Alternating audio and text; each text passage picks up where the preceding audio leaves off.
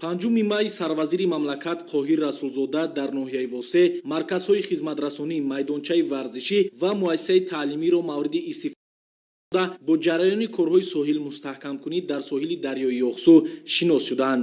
Марказҳои хизматрасонӣ дар деҳаҳои Ҷаврез, Чорбоғ ва Саричашмаи ноҳия бо саҳми соҳибкорони ватанӣ Султонмурод Давлатов, Абдусаттор Аҳтамзода ва Хаём Асадов дар доираи ҷашни 30-солагии истиқлоли давлатӣ бунёд карда шудааст. Ҳамчунин дар ин рӯз дар деҳаи Осмонбика майдончаи варзишии болопӯшида ба истифода дода шуд. Иншоот аз ҷониби соҳибкори ватанӣ Тағайхуҷа Аюбов бунёд карда шудааст. Марказҳои хизматрасонӣ дорои нуқтаи фурӯши маҳсулоти сохтмонӣ, сартарошхона, кошонаи ҳусн, сехи дузандагӣ, маркази савдо ва ҳаммом иборат буда, бо мавриди истифода қарор гирифтани 3 маркази хизматрасонӣ ва майдончаи варзишӣ наздики 50 нафар сокини маҳаллӣ бо ҷойи кор таъмин шуданд. Сипас дар деҳаи Осмонбика бо иштироки сарвазири мамлакат бинои муассисаи таҳсилоти миёнаи умумӣ рақами 23 ба истифода супорида шуд. Солҳои тӯлонӣ хонандагон дар бинои кӯҳна таҳсил намуда, аз норасоии ҷойи нишаст танқисӣ кашида, ҳамзамон дар 3 баст таҳсил менамуданд. Бо мақсади бартараф намудани ин мушкилоти хонандагон,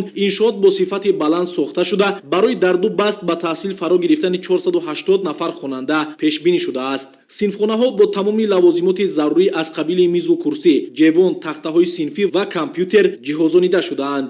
иншоот бо саҳми соҳибкорони ватанӣ бунёд карда шуда, дар саҳни муассисаи таълимӣ Гулубута ва ниҳолҳои сояафкану ороишӣ шинонида шудааст. барои таъмини муассиса бо об аз 1 километр об оварда шуда, дар баробари ин 120 хоҷагии деҳа бо оби нӯшокӣ таъмин карда шуданд. дар идома сарвазири мамлакат Қоҳир Расулзода бо ҷараёни татбиқи лоиҳаи сохтмон ва навсозии роҳи автомобилгарди Кӯлоб Шамсиддин Шоҳин шинос шуданд. роҳи мазкур 32 километрро ташкил дода, дар корҳои сохтмонӣ 335 нафар мутахассис бо истифода аз 75 техникаву механизми роҳсозӣ фаъолият доранд. аз шумораи умумии кормандон 269 нафарашро мутахассисони ватанӣ ташкил медиҳад. фармоишгари иншоот муассисаи давлатии маркази татбиқи лоиҳаи роҳи автомобилгарди Душанбе чаноқи вазорати нақлиёти ҷумҳурии Тоҷикистон буда, лоиҳа дар якҷоягӣ бо шарикони рушд татбиқ карда мешавад.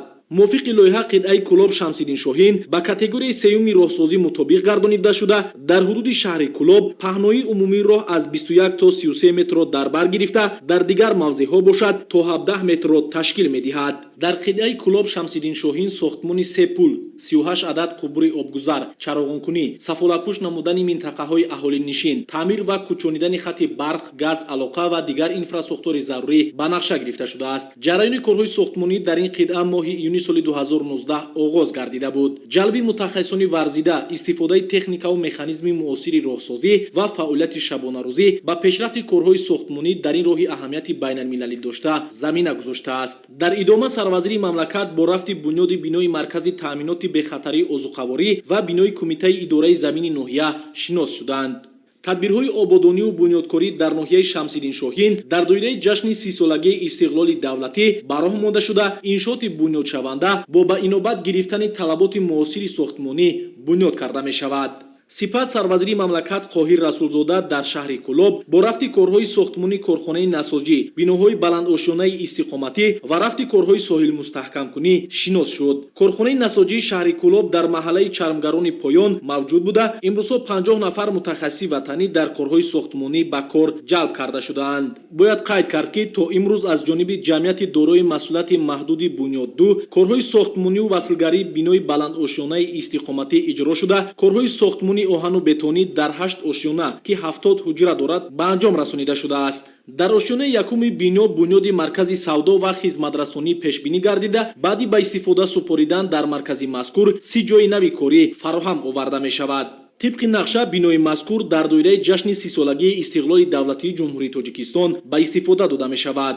дарёи Ёхсу дар ҳудуди шаҳру деҳоти Кӯлоб 43 километр тӯл кашида, соҳилҳои дарёи мазкур хатарнок гардидааст. дар натиҷаи боронҳои пайдарпай солҳои 2020-2021 сатҳи дарёи Ёхсу баланд гашта, сатҳҳои муҳофизатии мавҷудбудаи мавзеи фурудгоҳ бо дарозии 1,5 километр ва минтутро бо дарозии 300 метр хароб гардонид. ҳамчунин дарёи Ёхсу дар деҳоти ноҳияи Восе низ ба манзилҳои истиқоматии сокинон ва заминҳои кишоварзӣ таҳдид мекунад. иттилоъ дода шуд ки нисбат ба ҳамин давраи солҳои қаблӣ сатҳи оби дарёи ёхсуд ниҳоят баланд гардидааст. вобаста ба ҳолати ҷойдошта сарвазири мамлакат Қоҳир Расулзода ниҳодҳои дахлдорро вазифадор карданд ки ба воситаи ба роҳ мондани фаъолияти дастаҷамъона ҷиҳати пешгирии хавфи обхезӣ ва таъмини бехатарии сокинон аз захира ва имконоти ҷойдошта васеъ истифода карда дар ин самт фаъолияти шабонарӯзиро ба роҳ монанд. дар идома таҳти раёсати сарвазири мамлакат машварати корӣ баргузор гардида соҳаҳои иқтисодию иҷтимоии шаҳри Кӯлоб мавриди таҳлилу баррасӣ қарор дода шуд. дар кори ҷаласа дар баробари дигар самтҳои муҳим ба масъалаи таъсиси ҷойҳои нави корӣ ва бо ин васила баландбардоштани сатҳи некуаҳволии сокинони шаҳри Кӯлоб таваҷҷӯҳи махсус зоҳир карда шуд. иттилоъ дода шуд ки дар доираи ҷашни сисолагии истиқлоли давлатӣ дар шаҳри Кӯлоб сохтмон ва навсозии 873 иншоот ба нақша гирифта шуда буд ки то имрӯз 703 тои он сохта мавриди баҳрабардорӣ қарор гирифтааст ки 85% нақшаи дурнаморо ташкил медиҳад. ҳангоми бунёд ва навсозии иншоот ба масъалаи таъсиси ҷойҳои нави корӣ ва бо ин васила бо шуғли доимӣ фаро гирифтани сокинон низ таваҷҷӯҳи махсус зоҳир карда шудааст. дар ҷаласа таъкид гардид ки новобаста аз рушди соҳаҳои иқтисодию иҷтимоии шаҳри Кӯлоб то ҳол мушкилот дар шаҳр зиёд мебошад. аз ин рӯ аз масъулон дарки баланди масъулияти бардошт дошта ва иҷрои саривақтии нақшачорабиниҳо талаб карда шуд. ҳамчунин дар доираи сафари кории сарвазири ҷумҳурии Тоҷикистон Қоҳир Расулзода дар коллеҷи ҷумҳуриявии санъати ба номи Кароматлоҳ Қурбонови шаҳри Кӯлоб нимпайкараи ҳунарманди зиндаёд Кароматлоҳи Қурбон ифтитоҳ гардид.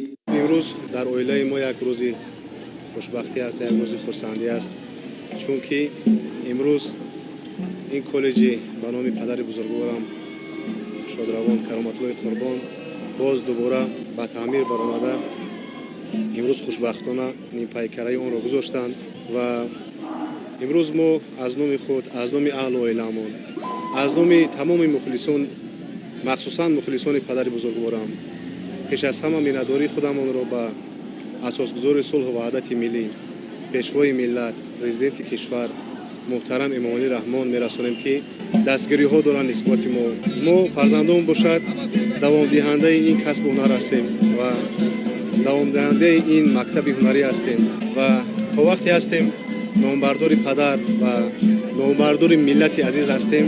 Кароматлоҳи Қурбон ситораи тобноки санъати эстрадии тоҷик буда бо ҳунару истеъдоди волояш дар ёдҳо боқӣ мондааст.